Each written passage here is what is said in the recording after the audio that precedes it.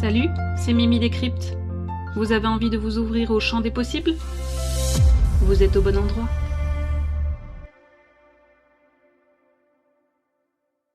Tu sais, dans la crypto, tout bouge tout le temps. Un jour, tu te réveilles, ton portefeuille est au sommet, et le lendemain, tu te demandes s'il n'est pas tombé dans un trou noir. C'est un peu les montagnes russes émotionnelles version numérique. Et là, forcément, on se dit, mais comment on fait pour respirer un peu dans ce bazar? Et c'est là qu'entrent en scène les stablecoins, ces cryptos censés ne pas bouger. Oui, une crypto stable. En gros, un stablecoin, c'est une crypto dont la valeur est liée à une autre monnaie, souvent le dollar, mais aussi l'euro, ou d'autres monnaies fiduciaires.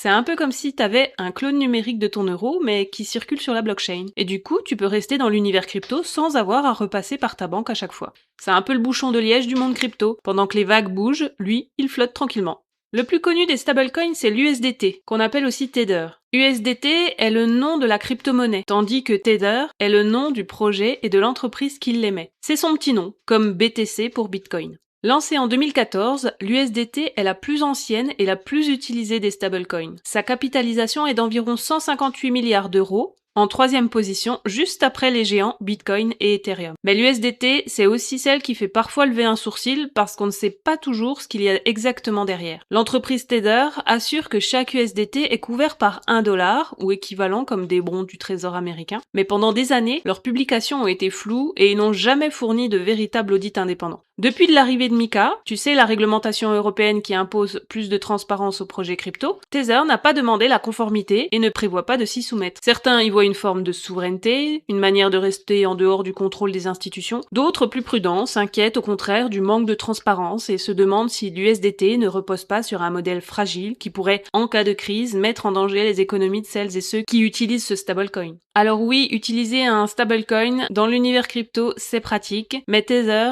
reste un acteur centralisé et pas très transparent. En face, on a l'USDC, la crypto stable émise par la société Circle depuis 2018. C'est la 7e crypto la plus capitalisée, avec 65 milliards d'euros à l'heure où je te parle. Elle aussi est centralisée et privée, mais l'USDC joue la carte de la conformité. Circle est en règle. En clair, c'est le bon élève du groupe. Transparent, régulé, audité, mais toujours centralisé. Ce qui veut dire que même si c'est propre, ça reste dépendant du système financier américain. Côté européen, ça commence à se réveiller. On voit apparaître plusieurs projets de stablecoin en euros, mais aussi en francs suisses. On peut citer l'EURC, toujours émise par Circle d'ailleurs, et l'EURCV, émise par la Société Générale, ou encore le XCHF, adossé aux francs suisses. Le souci, c'est que la plupart de ces stablecoins ont encore un volume d'échange très faible. Et pour l'instant, face aux mastodontes USDT et USDC, ces projets sont minuscules. C'est un peu comme si tu mettais une trottinette à côté de deux semi-remorques. Mais symboliquement, c'est fort. Ça veut dire que l'Europe essaye de construire ses propres outils, même si elle part tard dans la course. Alors oui, stable ne veut pas dire sans risque, car je vais te parler du stablecoin UST, du projet Terra Luna. C'était un projet coréen qui voulait créer un stablecoin totalement décentralisé, sans réserve de dollars, juste avec un algorithme qui ajustait l'offre et la demande.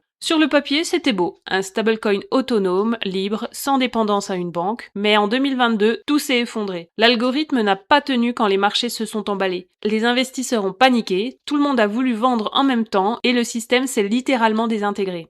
Résultat, plus de 40 milliards de dollars partis en fumée. Ça a laissé des traces et une perte de confiance massive dans l'écosystème. En 2025, malgré les efforts de relance, Terra Luna reste un cas d'école de défaillance systémique dans la crypto. Les investisseurs sont prudents et la régulation, notamment avec MiCA, impose désormais des garanties strictes pour les stablecoins. Heureusement, il existe encore des alternatives décentralisées qui tiennent debout. La plus connue, c'est le DAI, D-A-I. C'est un stablecoin créé par MakerDAO, une sorte d'organisation qui gère le tout de façon transparente. DAI existe depuis 2017 et contrairement à certains stablecoins algorithmiques comme Terra Luna, qui s'est effondré du jour au lendemain, DAI est garanti par de la crypto que l'on peut vraiment voir et suivre sur la blockchain. En gros, si tu mets ton argent en DAI, il y a toujours quelque chose derrière pour maintenir sa valeur, même si le marché fait des montagnes russes. Côté taille, DAI reste petit comparé aux géants comme l'USDT ou l'USDC, avec une capitalisation d'environ 4 à 5 milliards d'euros. Et ce n'est pas forcément une faiblesse, c'est plutôt la preuve qu'il mise sur la sécurité et la transparence plutôt que sur la rapidité ou le volume. Et le DAI reste plus cohérent avec la philosophie crypto, la souveraineté, la transparence et la liberté de choix. Et à toi aussi d'avoir le choix de ne pas mettre tous tes œufs dans le même panier pour éviter de tout perdre si un jour un projet vient à lâcher.